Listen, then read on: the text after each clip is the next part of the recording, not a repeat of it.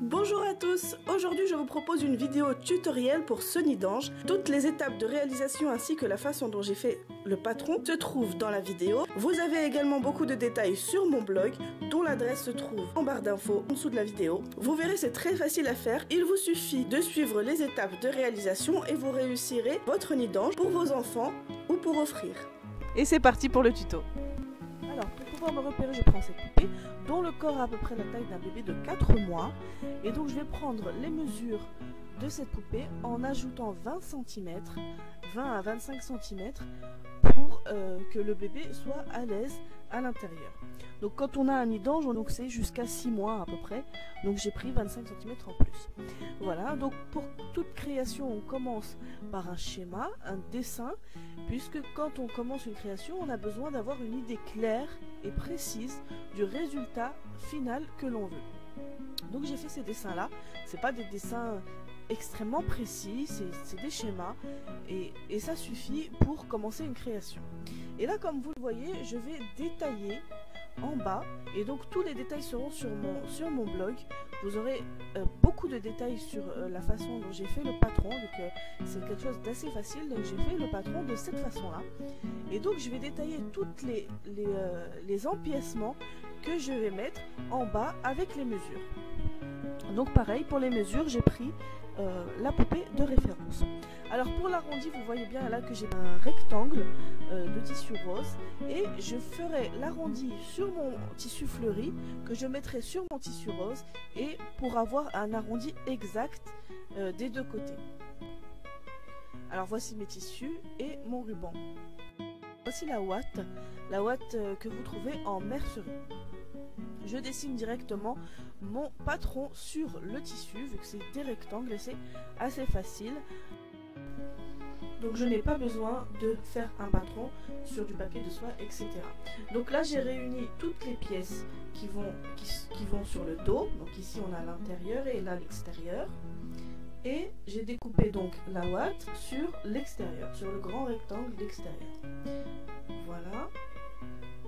Ici je réunis également le devant, donc je vais mettre les pièces les unes à côté des autres, et ça va me donner une idée du résultat final que je vais avoir. Comme ça je vais pouvoir donc vérifier le résultat final, savoir si c'est vraiment ce que je veux, si c'est pas trop grand, pas trop petit. Donc là, quand je vais plier comme vous le voyez ici, je remarque un défaut de patronage. Donc je vais retirer un peu de tissu. Vous voyez ici, il y a trop de tissu entre les deux. Donc je vais retirer au moins 10 à 12 cm de tissu. Donc je vais prendre ce tissu là pour pouvoir couper droit. Voilà. Et là, quand je vais revenir plier, le résultat me paraît mieux. Donc je vais garder ce résultat là.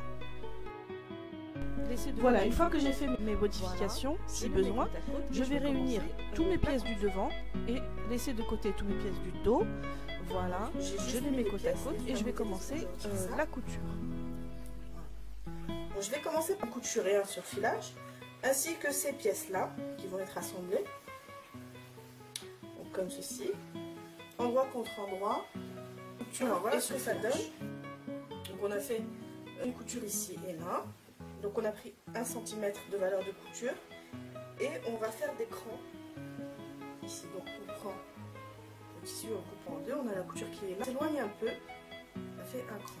Et on va faire des crans sur l'arrondi en fait. On fait des crans comme ceci pour que, voilà. Et là on le voit tout de suite, notre couture se tient mieux.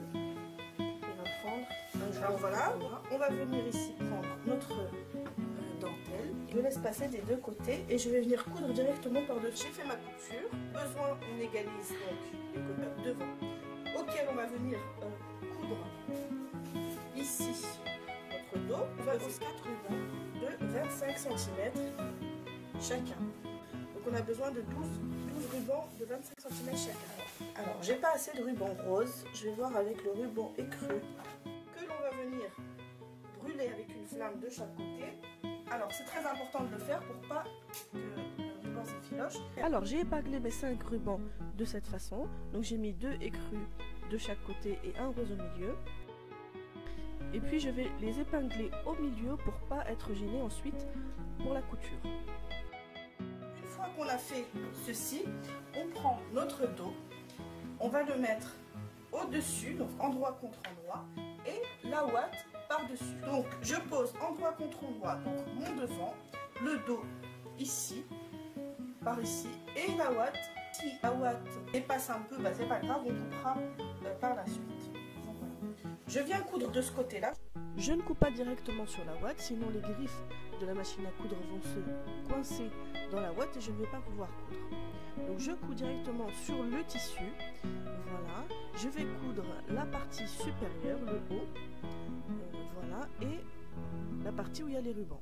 Où il y a les rubans, je couds et je fais un surfilage.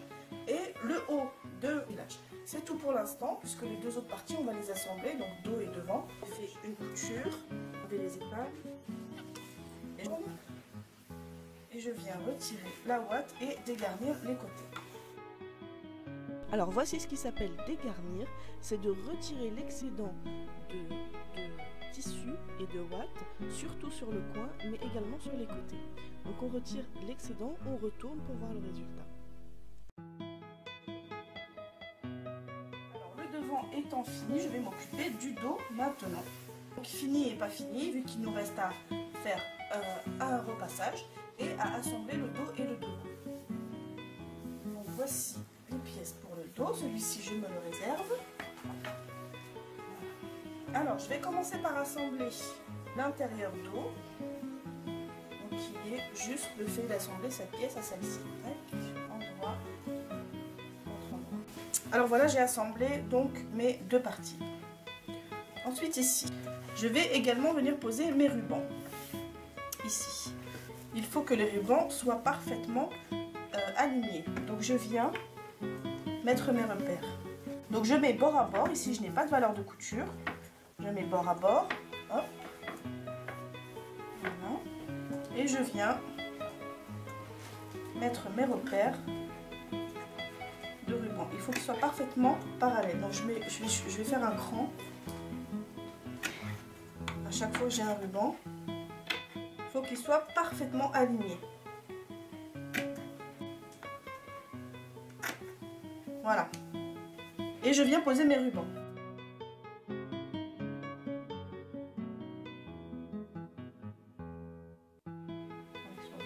Donc comme là, ici on est sur l'intérieur. Avec la partie brillante vers moi ce coup-ci. Voilà. Alors une fois que j'ai positionné mes rubans de ce côté-ci, je vais positionner des rubans de ce côté-là. Donc je repère le milieu. On va voir le milieu. Voilà. Ici. Et je vais poser deux rubans. Donc par exemple, voilà, il n'y a pas de règle précise. Donc j'ai posé un ici, j'ai fait un repère. Et je viens faire le même repère au même endroit de l'autre côté pour qu'il soit parfaitement aligné. Ici, pareil. Voilà. Donc 2 fois, 3 fois, c'est comme vous. Vous pouvez en ajouter un troisième. D'ailleurs, c'est ce qu'on va faire. Allez, on va ajouter un troisième, un rose, comme on a mis sur le côté. Donc, je viens bien au milieu. Voilà, à vue d'œil, en ajouter un troisième.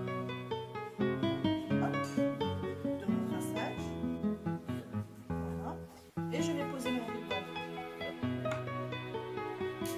J'ai mes rubans qui sont bien. Ok, une fois qu'on a fait ça, on vient avec le fond.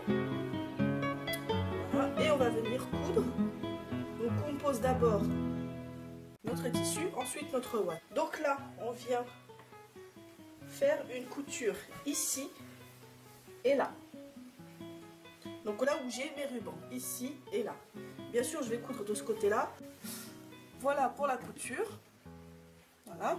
Alors, j'ai retiré les épingles qui étaient là. Et je vais venir dégarnir ici mon côté principalement. Mais pas seulement, je vais également dégarnir ici le trop-plus de tissu et de ouate. Donc je coupe à peu près à 0,5 cm de la couture. Voilà. je vais pouvoir retourner. Alors, une fois que j'ai ça, j'apporte mon devant.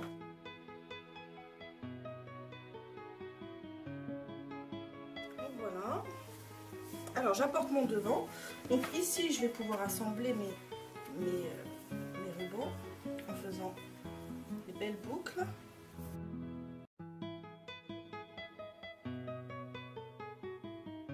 Donc voilà. Donc une fois que j'ai assemblé, je vérifie que je n'ai pas d'écart comme ceci. Donc, ça veut dire qu'on a bien mis nos rubans l'un en face de l'autre. Mais si j'ai un petit écart comme ça, par exemple, eh bien, ça veut dire que mes rubans ne sont pas en face des autres et qu'il faut recommencer pour mettre mes rubans l'un en face de l'autre. Ok. Alors maintenant, ce que je vais faire, c'est endroit contre endroit, comme ceci. Hop. Je viens marquer ici, donc voilà. Comme ça, je vais pouvoir assembler. Alors, je retourne le dos et je viens assembler mes 3 épaisseurs, donc à partir du marquage jusqu'en haut, et puis je dégarnis pareil que ce qu'on a fait ici. Alors, voyez comment j'ai assemblé jusqu'au marquage. Voilà, donc jusqu'au marquage, du haut jusqu'au marquage. Ce que ça donne, je vais maintenant pouvoir assembler le dos et le devant. Je mets ici endroit contre endroit. Voilà, je garde mes rubans attachés et je vais pouvoir assembler ce côté-ci ainsi que ce côté-ci jusqu'au marquage. Ensuite, je vais poser du biais pour voir. Nous avons terminé notre nid d'ange. Alors c'est au choix, soit vous posez le biais, soit vous le posez pas, c'est comme vous voulez. Et voilà, nous avons terminé notre nid d'ange. Vous avez vu que c'est pas très difficile, il n'y a rien de compliqué en réalité. Il suffit de suivre les étapes. Voilà, j'espère que cette vidéo vous aura plu. Je vous remercie d'avoir regardé cette vidéo. Je remercie également tous les abonnés de vos abonnements. Je remercie toutes les personnes qui commentent, etc. Vous avez beaucoup plus de détails sur mon blog et je vous dis à bientôt pour d'autres vidéos.